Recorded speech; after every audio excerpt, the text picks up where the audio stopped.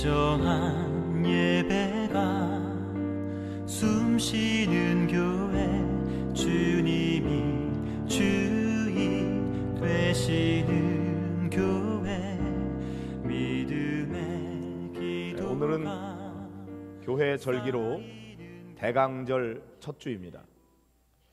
대강절이라 그러면은 예수님의 강림을, 예수님의 오심을 간절히 고대하면서 기다리고 준비하는 그런 절기입니다.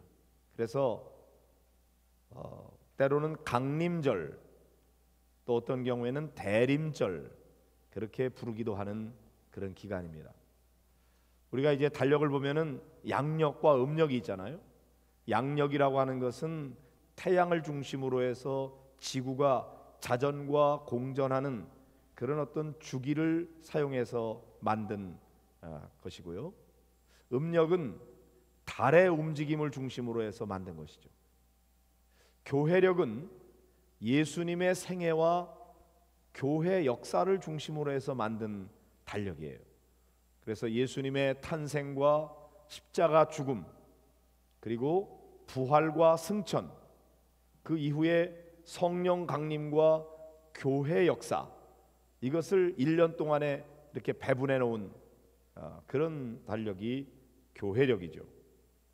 자, 그래서 교회력의 시작은 예수님의 탄생인 성탄절로 시작되는 것이 맞는데, 어느 날 갑자기 예수님이 턱 탄생하는, 그렇게 시작하기는 이 너무나 큰 사건이기 때문에, 그래서 예수님의 탄생을 기다리며 준비하는 성탄절 이전의 4주간, 그것을 이제 대강절이라고 그럽니다. 그래서 오늘은 대강절 첫 주예요. 그러니까 교회력으로 말하면 오늘이 새해 첫날이라고 할 수가 있겠죠. 그리고 이제 4주 동안 대강절을 지나면서 예수님이 성탄절에 이 땅에 아기로 탄생하실 때에 주님의 오심을 기다리면서 우리가 그것을 준비하는 그런 기간이죠. 그래서 이 기간에는 크리스마스 그 장식을 아주 휘황찬란하게 아름답게 만들기도 하고, 또 성탄절에 하나님 앞에 올려드릴 찬양을 준비하고, 때로는 연극을 연습하기도 하고, 그 다음에 예수님께서 이 땅에 오셔서 하셨던 귀한 의미들을 우리가 닮아서 그 뜻을 이루어드리기 위해서 우리가 함께 기뻐하며 크리스마스 캐롤로 노래를 부르기도 하고, 또 어려운 사람들을 찾아가서 도와주기도 하고, 이런 시간을 갖게 되는 것이죠. 그런데 이 성탄절이 12월 25일이잖아요. 연말에 배치되어 있다 보니까 사실 성탄의 의미가 충분히 드러나기보다는 어떤 사람들에게는 그저 연말 분위기에 맞추어서 한 해를 마감하고 또 새해를 준비하는 그런 거에 이렇게 혼합이 돼서 성탄절의 의미가 퇴색되는 경우가 많이 있는 것 같아요. 잘 모르는 사람들은 그저 재미있게 노는 날로 이렇게 생각하고, 젊은 사람들은 all night 그냥 밤 새워가면서 술 먹고 도박하고 막 이러는 걸로 즐기는 날로 이것이 잘못 사용되고 있습니다. 굉장히 조심해야 되는 부분이죠. 자, 본래 이 성탄절의 주인공은 예수 그리스도이십니다. 예수 그리스도께서 이 땅에 오셨다고 하는 것이 우리 모두에게는 기쁨과 또한 기대가 넘치는 그런 시간이죠. 성탄절이 다가오면은 아주 휘황찬란한 반짝반짝 빛나는 그런 성탄절 장식을 하게 되고, 그 다음에 아름다운 노래들, 크리스마스 캐롤들, 그런 거 함께 부르면서 즐거워하고, 그리고 맛있는 음식들을 함께 나누어 먹으면서 축제를 벌이기도 하는 그런 기간이기도 합니다. 왜 그럴까요?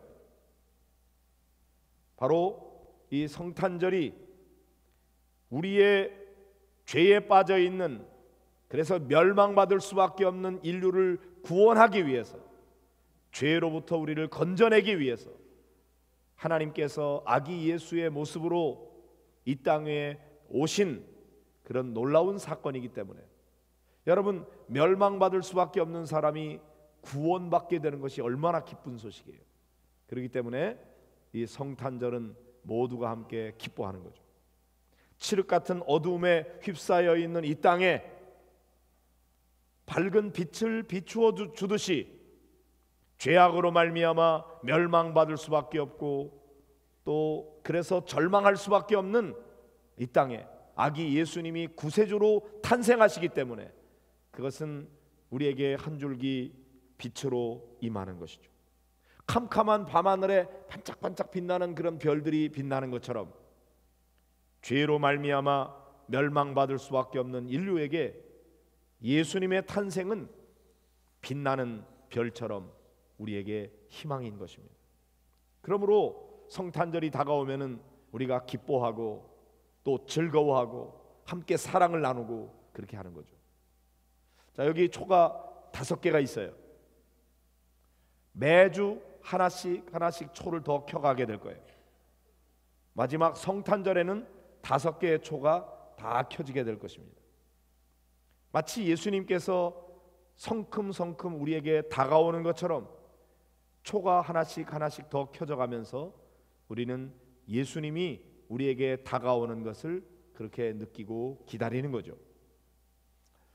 자, 일반적으로 세상의 권력을 가진 왕들은 돈 많은 사람들이나 지위가 높은 사람, 공부 많이 한 사람, 뭔가 기득권을 가지고 있는 사람들을 초청해서 그들에게 잔치를 베풀고 그들과 함께 음식을 나누고 기쁨을 나누게 됩니다. 그런데 만왕의 왕 되시고 영광의 왕 되시는 예수 그리스도는 그렇게 화려한 잔치를 벌인 것이 아니었어요.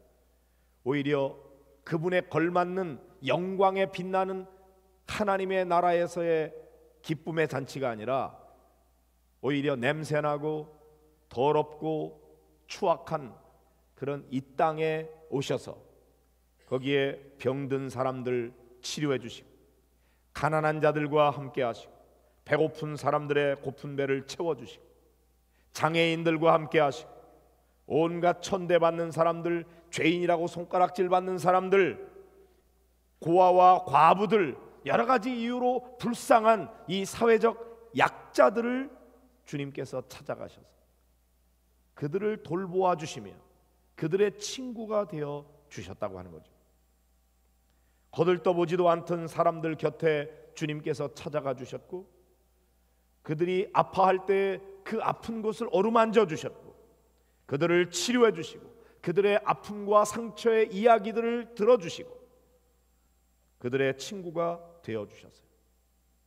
냄새나는 사람들과 함께 음식을 나누시고 아무도 찾아와 주지 않는 집에 찾아가 주셨습니다.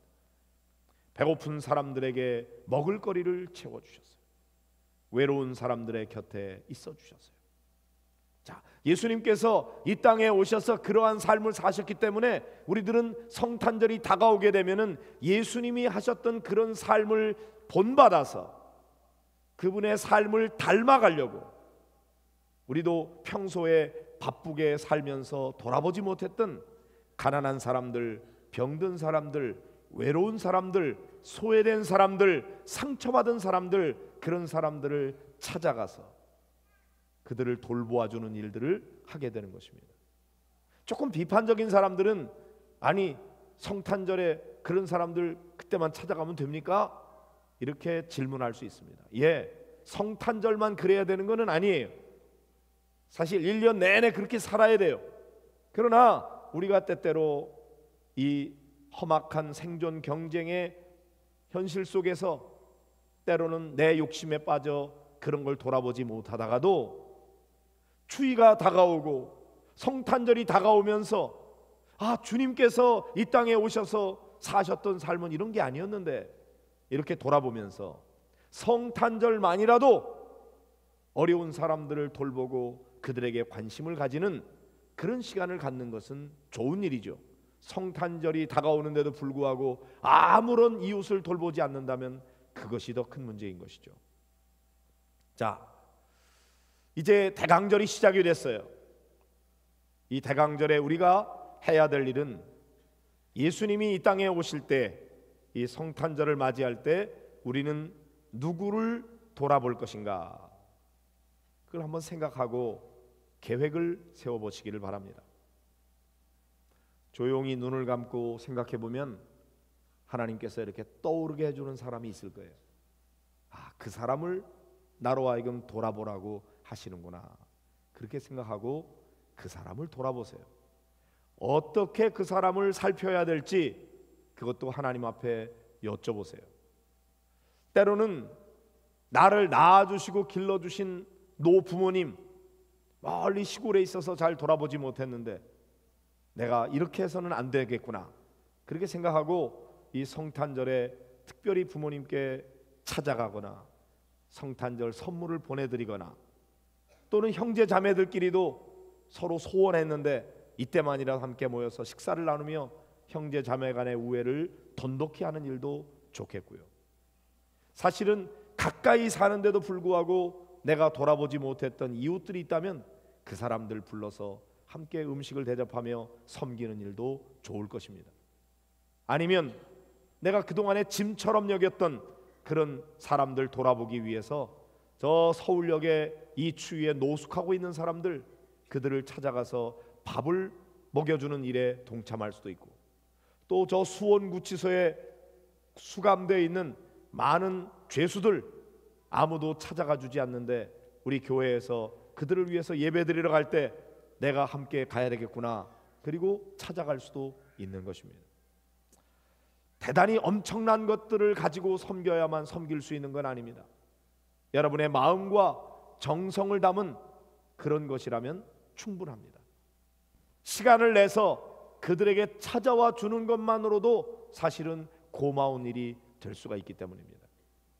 자, 이제 대강절을 여러분들이 어떻게 지내야 될지 생각하면서 오늘 우리가 초점을 맞추는 것은 아기로 탄생하시는 예수님을 우리가 어떻게 맞이할 것인가, 거기에 초점을 맞추고 말씀을 나누려고 합니다. 그분의 신분에 걸맞게 예수님을 맞이하고 그분을 대해야 될 것입니다. 자, 우리가 믿는 예수님은 단순한 사람이 아니라 하나님의 아들이십니다. 믿습니까? 그분은 본래 하나님이신데 하나님 아버지와 아들 예수 그리스도를 구분하자니까 하나님의 아들이라고 말하는 거지. 그분의 본체는 하나님이시고, 하나님이 인간의 죄를 대속하기 위해서 인간의 몸을 입고 이 땅에 오신 분이 예수님이십니다. 그러므로 그분은 위대한 하나님이시죠. 오늘 본문의 말씀 7절 8절을 한번 읽어볼까요? 시작. 문들아 너희 머리를 들지어다. 영원한 문들아 들릴지어다. 영광의 왕이 들어가시리로다. 영광의 왕이 누구시냐? 강하고 능한 여호와시요 전쟁에 능한 여호와시로다 그랬습니다. 자, 여기 문들에게 명령을 하고 있어요. 문들아 너희 머리를 들지어다. 영원한 문들아 들릴지어다. 세번역 성경으로 보면은 문들아 너희 머리를 들어라. 영원한 문들아 활짝 열려라. 이렇게 외치고 있습니다. 좀 이상하잖아요. 문들에게 열려라 그러면 열립니까? 요즘에는 열리더라고요. 자동문이 있잖아요. 그래서 자동문 앞에 딱 가면 센서가 작동을 해가지고 말 안 해도 그냥 척척 열리죠. 근데 여기서 그런 거를 의미하는 건 아니에요. 이것이 하나의 시적인 표현인 것을 우리가 감안하고 읽어야 돼요. 그러나 어쨌든지 사실 직접적으로 말하면 문지기한테 야 문지기야 문 좀 열어 이렇게 얘기해야 맞는 건데, 굉장히 시적인 표현으로 문들아 너희 머리를 들어라. 영원한 문들아 활짝 열려라. 이렇게 명령하고 있습니다. 왜 열리라는 겁니까? 그게 더 중요하죠. 영광의 왕이 들어가시기 때문에 문들아 열어라. 오늘 이 영광의 왕이 오시니 영원한 문들아 활짝 열려라 이렇게 외치는 다윗의 마음을 여러분들이 헤아려 보시기를 바랍니다. 다윗은 하나님을 영광의 왕이라고 표현하고 있습니다. 하나님은 이 세상에 그 어느 누구와도 비교할 수 없는 가장 존귀하시고 위대하신 왕 중에 왕이시라고, 영광의 왕이시라고 이렇게 하나님을 높이고 있는 것입니다. 사실 이 현대를 살아가고 있는 우리들에게 있어서 하나님을 왕이라고 표현하는 것은 많이 익숙하지 않죠. 좀 어색하죠. 하지만 한번 생각해 보세요. 고대에 절대 권력을 가지고 군림했던, 그리고 통치했던 그 왕을 한번 생각해 보시기 바랍니다. 왕에게는 존귀와 위엄이 있으며 모든 능력과 권세가 왕에게 있어요. 왕이 한마디 하면 그것은 그대로 법이고, 왕이 말을 하면 그것은 현실이 되는 것이죠.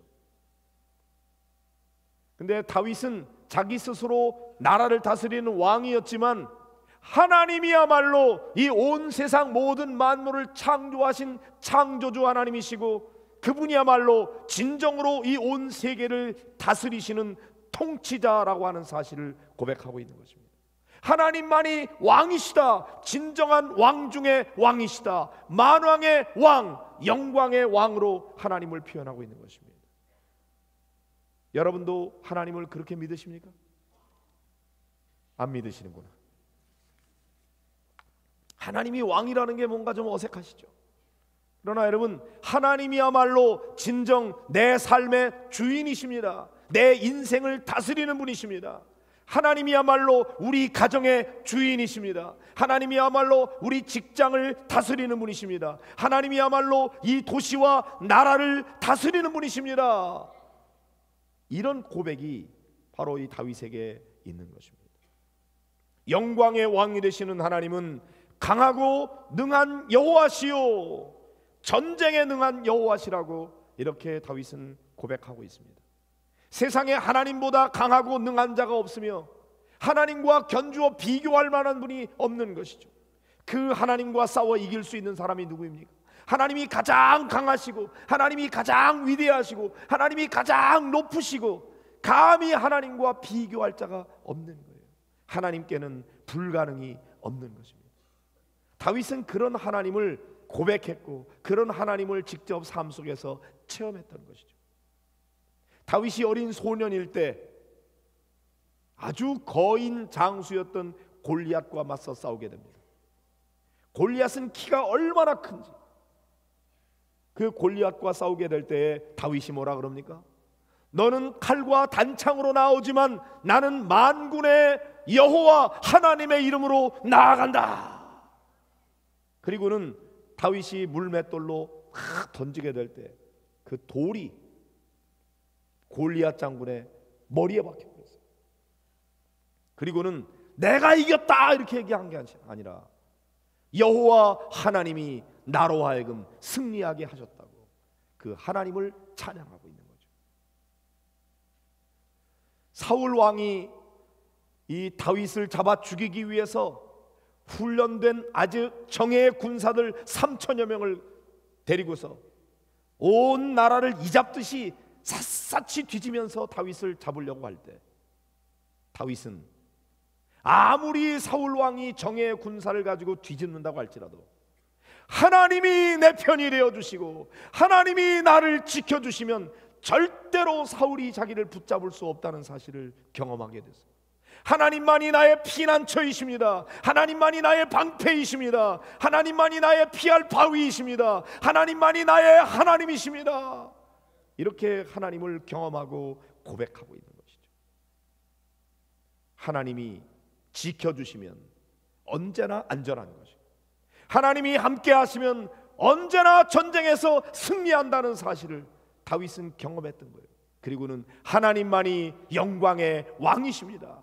그분만이 강하고 능하신 여호와시요, 하나님만이 만왕의 왕이 되신다고, 그분은 가장 위대하신 전쟁에 능한 여호와시라고 이렇게 경험하고 고백하고 있는 것입니다. 여러분도 하나님을 그렇게 믿으십니까? 하나님이 여러분에게 있어서 그런 하나님이시라면 무엇이 두려울 것이 있으며 무엇을 걱정하고 염려할 것이 있겠어요? 하나님이 우리와 함께 하십니다. 그 하나님만 믿고 의지하면 되는 줄로 믿습니다. 다윗은 이제 말하는 거예요.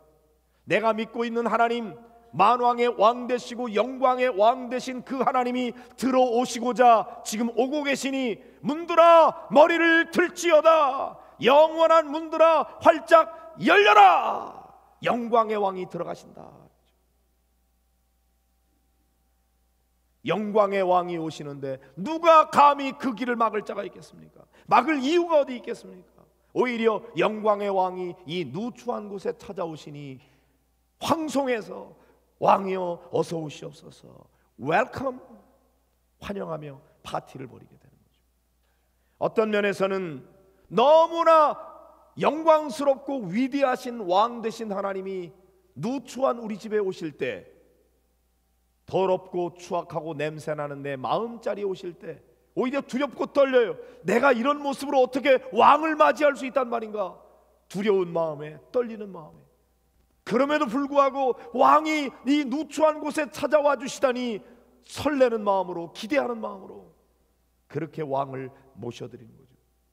그 왕이 오신다고 하는 소식을 듣게 되었을 때 손꼽아 기다리면서 오늘 오실는지 내일 오실는지, 주님이 도대체 언제 오실는지, 우리 집에 주님이 오신다니, 내 마음속에 주님이 오시다니, 그걸 고대하고 기다리는 절기가 대강절인 것이죠.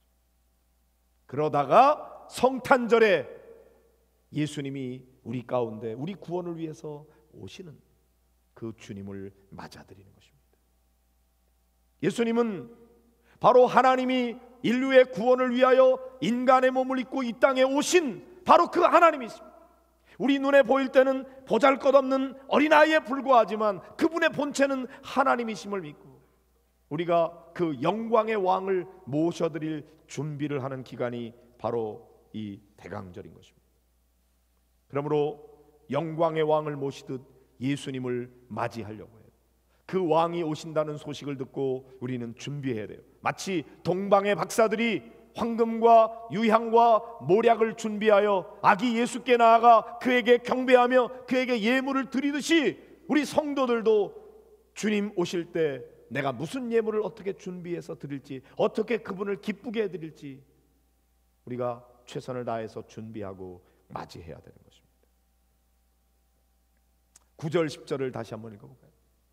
시작. 문들아 너희 머리를 들지어다, 영원한 문들아 들릴지어다, 영광의 왕이 들어가시리로다. 영광의 왕이 누구시냐? 만군의 여호와께서 곧 영광의 왕이시로다. 똑같은 것을 반복하고 있어요. 왜요? 강조하기 때문이죠. 영광의 왕이 오시는구나. 만군의 여호와께서 영광의 왕이시다. 문들아 너희 문을 들지어다, 머리를 들지어다, 활짝 열릴지어다. 이렇게 명령하고 있는 것입니다. 사실 이 찬양은 우리가 예배드리기 위해서 하나님 앞에 나올 때에 드리는 찬양이에요. 죄인인 우리가 영광의 왕이신 하나님을 배우기 위해서 나아갈 때 두렵고 떨리는 마음이 있어요. 한편으로는 설레고 감격스러운 마음이 있어요. 그 마음 가지고 하나님 앞에 나아가는 것입니다. 그때 하나님이 우리를 위해 찾아오실 때 문들아 머리를 들지어다, 영원한 문들아 활짝 열릴지어다. 영광의 왕이 들어오신다. 여러분 주일마다 교회에 나올 때 여러분이 그런 마음으로 나오십니까? 하나님을 배우는 마음으로 이 온 우주와 만물을 창조하실 뿐만 아니라 이 역사를 이끌어 가시고 다스리시는 진정한 왕 되시는 하나님이 내 마음자리에 찾아오시고 내가 그분을 만나 배우는 것이 예배라고 여길 때 우리 얼마나 설레는 마음으로 주님 앞에 나와야 되겠습니까? 토요일 밤에 너무 설레가지고 잠이 안 오고 내가 내일 주님을 만나는구나, 교회에 가서 내가 예수님 만나야 되겠구나, 이런 마음 가지고 막 잠을 설치고, 그리고 주님 앞에 나와서 그분의 임재 속에 내가 머물러 그분을 배웁고 그분의 이름에 합당한 존귀와 영광을 돌리고 찬송을 부르고 그분의 이름을 부르며 기도하고, 이것이 예배인데 말이죠. 예배 시간에 늦게 오고 예배 시간에 와서 졸기나 하고 이래가지고 이게 영광의 왕을 맞이하는 사람의 태도이겠습니까? 그런 예배 속에 무슨 하나님의 놀라운 임재의 역사가 일어날 수가 있겠습니까? 사랑하는 성도 여러분, 여러분들이 이 다윗이 노래했던 것처럼 영원한 문들아 활짝 열려라, 영광의 왕이 들어가신다. 이렇게 외쳐대면서 주님을 만나 배우는 그런 귀한 성도들이 되시기를 바랍니다. 여러분, 어떻게 하다가 시간이 지나가지고 어이구 성탄절 됐구나 이렇게 해가지고는 성탄의 기쁨을 맛볼 수가 없어요. 대강절 4주 동안 예수님이 오시는 것을 고대하며 손꼽아 기다리면서 내가 예수님을 만나 배우려고 할 때 예수님이 기뻐하신 일이 뭘까? 아, 예수님이 가난한 사람들의 친구가 되어주셨지. 나도 열심히 가난한 사람 찾아가서 먹을 걸 나눠주고 추운데 입을 거리를 나눠주고 외로운 사람들에게 가서 이야기를 들어주고 그렇게 하면서 주님 오실 때 주님 제가 잘했죠? 이렇게 주님 앞에 나아갈 수 있도록 최소한도 이 대강절 4주만이라도 주님을 기쁘게 해드리고 주님의 관심이 있는 곳에 주님의 눈길이 가는 곳에 내 관심과 내 눈길이 가서 마치 신부가 신랑을 기다리는 것처럼 하루하루 손꼽아 기다리며 우리의 영적 신랑 되신 예수님을 기다리는 그런 절기가 바로 이 대강절이다. 대강절을 제대로 잘 지키는 사람이 성탄의 기쁨과 감격을 맛볼 수가 있는 거예요. 대강절을 그냥 대강 지내면 안 됩니다. 어떤 사람들은 대강절을 또 대강 지키는 절기인 줄 알아요. 아니에요. 고대하며 예수님의 임재를 고대하며 기다리며 사모하면서 그분을 맞이하는 준비를 하는 기간인 거죠. 그때에 성탄절이 다가오게 되면 기쁨과 감격으로 예수님을 만나 배우고 기뻐 어쩔 줄 모르고 찬송하며 내가 준비한 예물을 하나님 앞에 드리며 그 감격스러운 성탄절을 맞이하게 되는 거예요. 대강절을 아무렇게나 지킨 사람은 성탄의 감격을 맛볼 수가 없어요. 그러나 대강절을 대강절답게 기도하며 주님을 기쁘게 해드리는 삶으로 살아갈 때 성탄은 우리 모두에게 기쁨과 감격의 절기가 되는 거죠. 이번 성탄절에는 여러분들이 반드시 우리의 구원을 위해 오시는 예수님을 만나는 절기가 되기를 바라고 그분을 만나 배웠고 그분에게 최고의 영광을 올려드리는 그런 거룩한 예배의 날이 되기를 주님의 이름으로 축복합니다. 우리 다 같이 함께 기도하도록 하겠습니다. 주님, 영광의 왕 되시는 주님이 나를 만나기 위해서 이곳을 찾아오시는데 얼마나 영광스러운지 감격스러운지 이 누추한 곳에 이 냄새나는 곳에 아직 주님을 맞을 준비가 되어 있지 않습니다.